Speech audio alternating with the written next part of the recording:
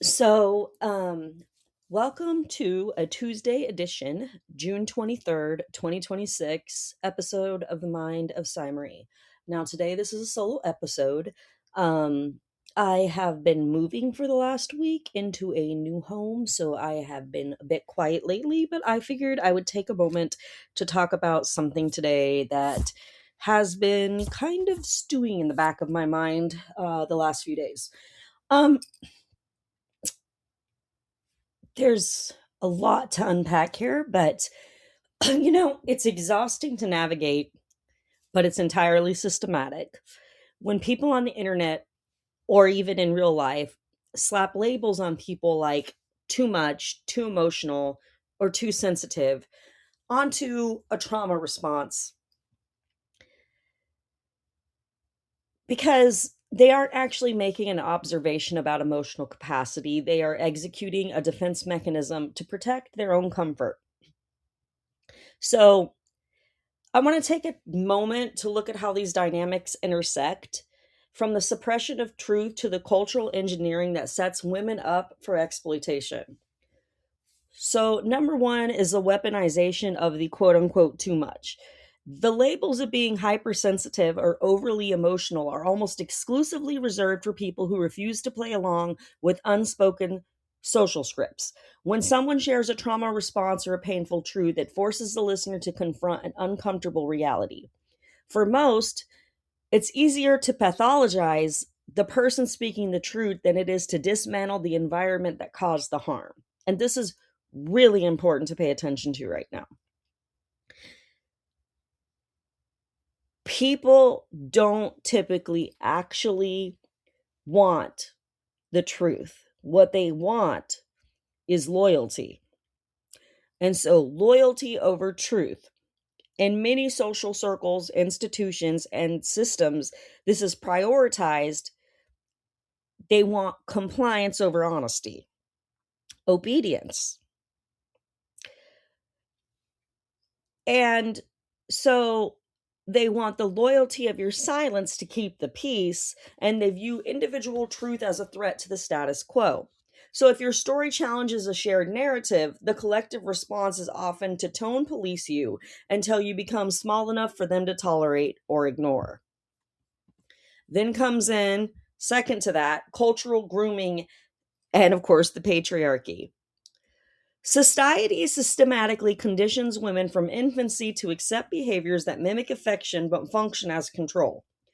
Under a patriarchal framework, women are taught to measure their worth by their utility, compliance, and their desirability. This creates a perfect vulnerability for tactics like love bombing, which is the overwhelming display of affection, praise, and attention early in a relationship in order to gain emotional leverage. Because women are taught to seek external validation and to prioritize the emotional comfort of others, intense early validation feels like the epic love we are told to expect rather than the boundary violation that it actually is. And this leads me to talk about the Cinderella complex. Coined by Colette Dowling, this psychological concept describes a woman's unconscious desire to be taken care of, saved, or rescued by an outside force, Prince Charming, or the knight in white shining armor, right? So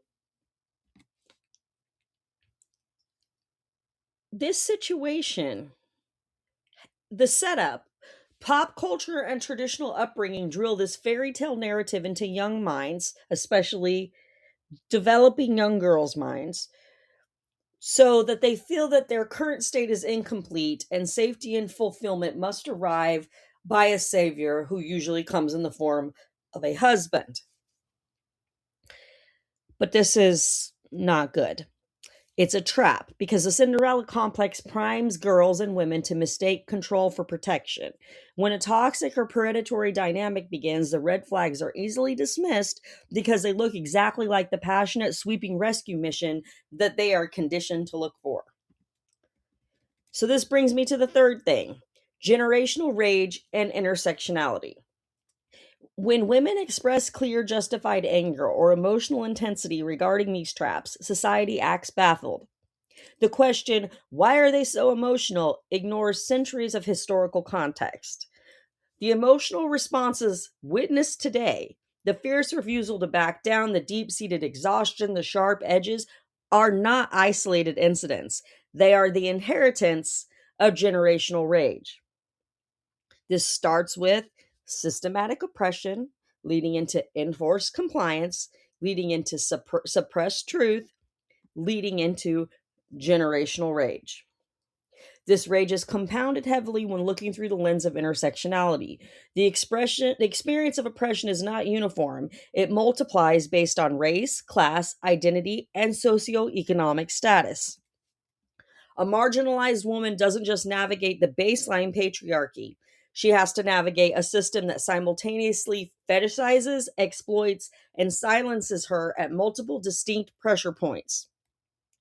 And when a woman occupying multiple marginalized intersections speaks out, the too much label is applied even faster and harsher, often morphing into caricatures designed to strip her of her authority entirely. The hyper emotional label is simply the language the status quo uses to describe a threat that it cannot control. The rage is not a defect, it is a natural byproduct of recognizing the setup and refusing to accept it. And that leads into generational traumas because as these things are carried through and they continue to move on to the next generation, nothing is resolved, the wound is never healed, and the pattern continues. This cycles into society, continually perpetuating a problem that leads to misogyny, that leads to SA, that leads to predatory behaviors. And again, this is all intersectional.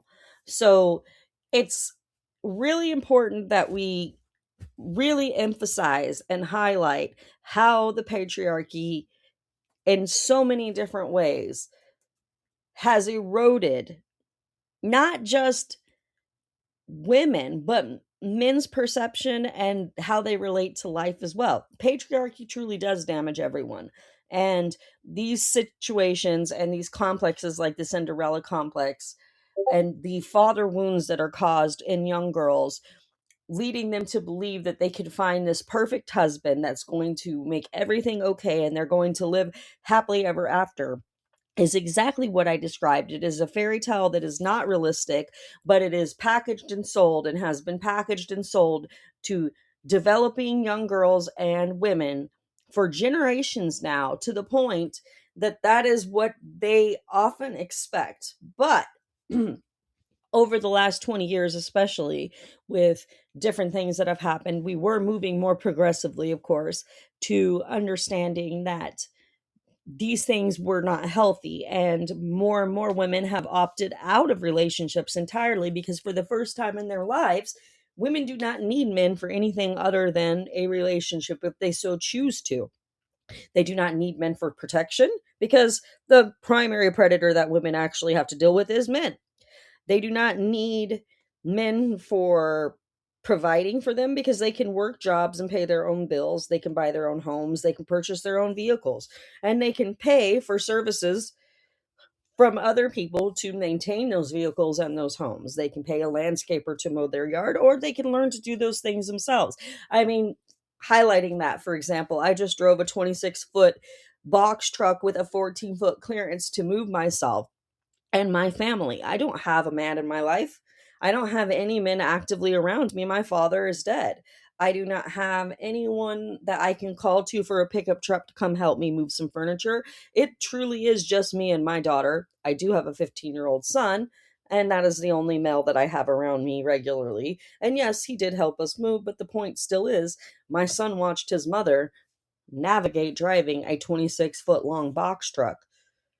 And he knows that a woman can do anything that she wants to, that she puts her mind to, because he's seen it and he's been taught that.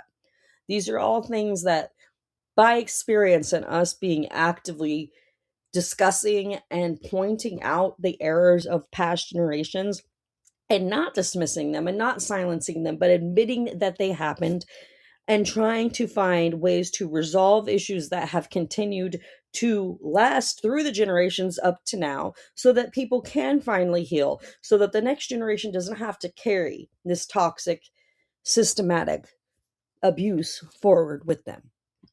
I hope you all have a wonderful rest of your week, And again, this has been another solo episode of the Mind of Sai Marie.